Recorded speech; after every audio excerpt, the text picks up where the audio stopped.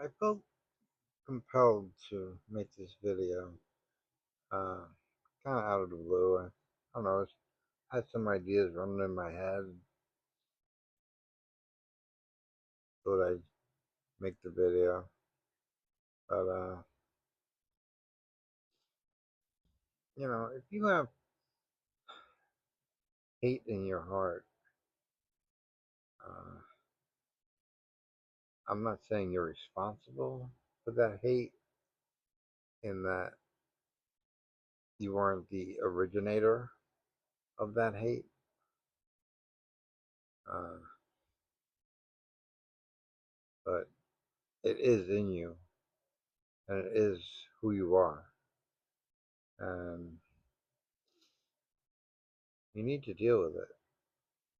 And I'm not in any way, in any shape or form, saying it's easy to deal with and just uh, start loving rainbows and kissing babies. But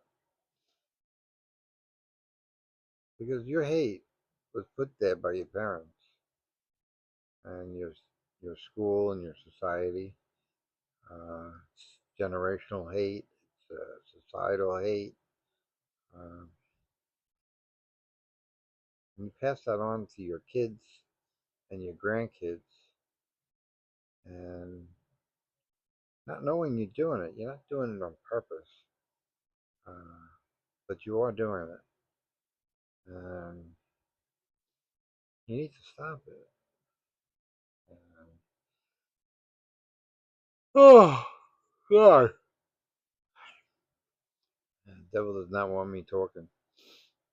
That's why I'm making it now. It's important I say these things, but it's just you can't erase your past, but you can change your future, and you don't have to let the past dictate your future, or your kids' future, or your family's future, or your society's future, or your town's future. That all can change. That all can go for the better. But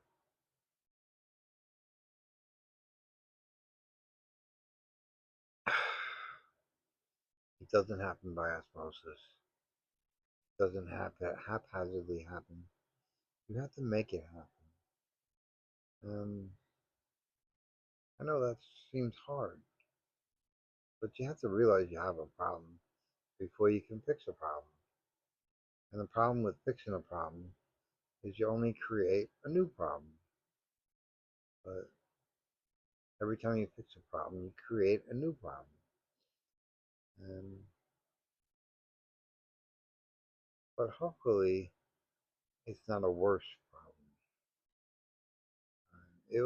It it might take you down a road that you don't want to go down.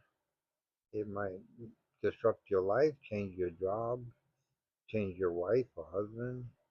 It might involve a lot of big changes that you'd rather deny or avoid, or uh, say you don't have to deal with it. It's not really a problem when it is. You know, uh, Certain things you can't change, like your town, your community. You can change the address, but you can't change the town if it's an angry town or a hateful town. It's not that you can't change it; it's just it won't be easy, and no more than changing your own hate, your own feelings will be easy. But to do it on a mass scale, like, is very hard. Uh, you'll have opposition, just like you have your own opposition in your own head about your own issues. You'll have opposition that don't want to see you succeed. You'll have opposition that'll go out of its way to make you fail. It might lock you up in a jail cell. It might lock you up in a cycle ward. It might do anything to stop you from being successful. Because whether it's negative or positive, someone is benefiting from the situation the way it is now, and they don't want to lose that because you all of a sudden have an awakening or have a realization that what they're profiting off of is wrong, which would be like your drug dealers, your gambling, your loan sharks, your bookies, kind of like that, but not necessarily just in that realm. Um, the illegals, not in the illegal world. I mean, yeah, that's all part of it, but your mother could be benefiting from your father and his hate for certain things, and your father could be benefiting from your mother's hate for certain things, and it's very all encompassing. It hits every base and every race, color, creed, nationality, country. It doesn't matter. It's everywhere. Hate doesn't have a border. Um, we like to put it in borders. Like right now, I guess you could say we have an Iranian border for hate, and that's totally wrong and totally misguided.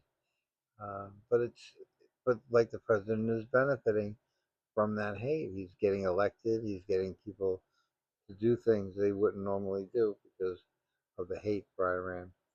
And it's just an example. I don't want to bring it up like that's the reason for the video, but it's just an example of hate and how people profit off of hate. It's not a drug dealer. It's not a bookie. It's a president. So it's just, you know, some people deal in hate. That's what they sell. That's what they're selling. It's like hate them with me, and we can join teams. That's how they get the NATO alliance is all about hate for Russia. And you wonder why Russia hates NATO. You know, and rightfully so, and vice versa. But the world is a paradox, and what you think is white is black, and what you think is black is white, and it's not so simple as black and white. And we all know that there's a lot of gray area. There's the colors of the rainbow, and you know, uh, it's just when you carry this love, and that's what I'm saying. When you have hate in your heart, it's it's it's national hate, it's domestic hate, it's governmental hate, it's um, hate for taxes, hate for children. People hate children. A lot of people hate children uh, because of all the problems we have because of children. They might not say it. They might not outrightly say, I hate children, but they don't donate money. They don't help out with raising children. They're in the business of hurting children. I mean, there's all different types of levels. And I know I'm being vague and I'm being uh, hard to pin down, but it's not a situation where you can pin it down. You can't pin down hate. And when they say gun laws and they're attacking gun laws and guns, and what they're really doing, what they're really saying is we don't want to attack hate. We don't want to focus on hate. We want to focus on the gun. You know, who gave him the gun? Who bought the gun? Where'd the gun come from? Not who produced the hate. Where'd the hate come from that pulled the trigger? Where's the hate? And what can we do about the hate? It's like he can hate all he wants, just don't give him a gun. And that's wrong. He shouldn't, he should have a way of dealing with the hate and not needing a gun to deal with that hate. So, and, guns are a focal point for this country. And guns save lives. They take lives too, but they save lives as well. So you can't say guns are bad. If you had a rabid raccoon on your property, you would want a gun. The first thing out of your mouth is, "Where's the shotgun?" You know. So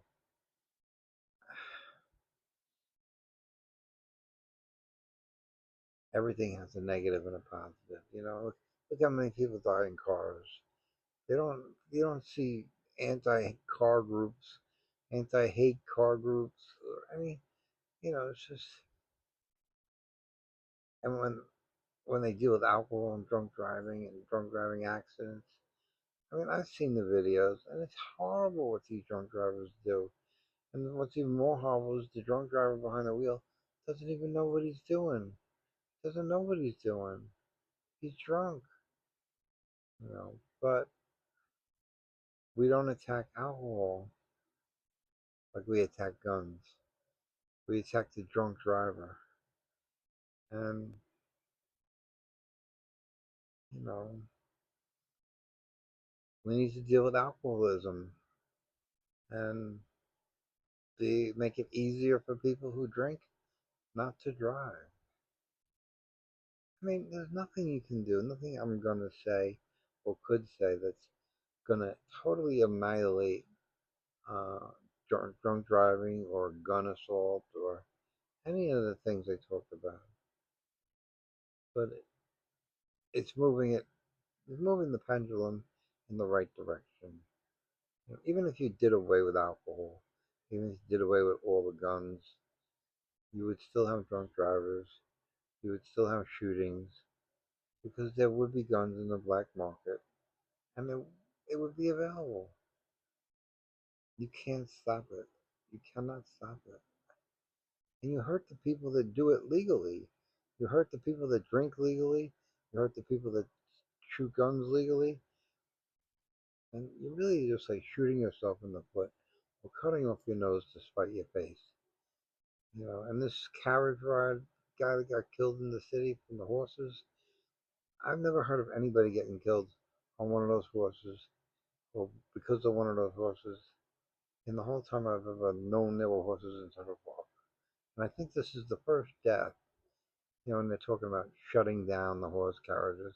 And like I said in the last video about the horses, you're killing the horses if you do that. And look, it's a tragedy that the boy died, but it was an accident. The driver didn't try to kill the boy. The horse didn't try to kill the boy. The boy just died. It's like walking in the park and you get hit by lightning. Uh, Are they gonna make walking in the park illegal? I mean, it's just ridiculous on its face. And you can't let this happen. You can't let this world turn into this craziness. We have to, you can't even run a red light by mistake and hurt someone and not get charged with a crime. It's like I didn't purposely run the red light. It just changed in the way that it just happened. And I mean, sure, should people be careful? Sure. Uh, but everything's a crime these days. Nothing's an accident anymore. Everything's a crime. And they're not crimes. They're accidents. And we have no tolerance. And we have no tolerance for mistakes. Mistakes are the most important thing we do.